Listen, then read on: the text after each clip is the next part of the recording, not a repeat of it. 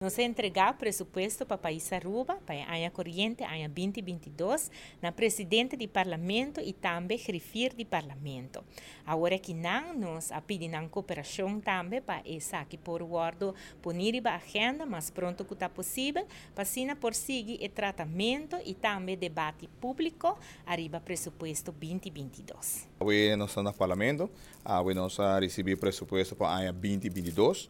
Que la vende un bonito formato, más modernizado,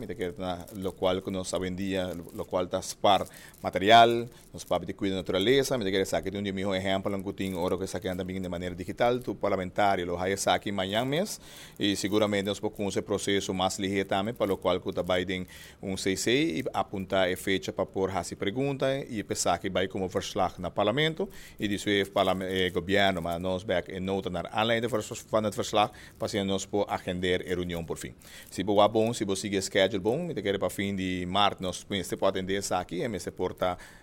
aprovar ou desaprovar, se está me tudo de aberto com eles, se bom, não pode já o que está, mas no momento é nós cumprir com nossa responsabilidade como parlamento para atender com o pressuposto de Aruba. E maneira bisa acaba, espera que nós prosseguir aí no formato aqui, para seguramente está está bezuinig, seguramente está algo rápido, eficiente e algo que nossa bisa hoje em dia moderno, nós cuida da nossa natureza e nós vai um caminho modernizado. Pois um dia mais, nós está contente de receber e nós lo atender que saque mais livre possível.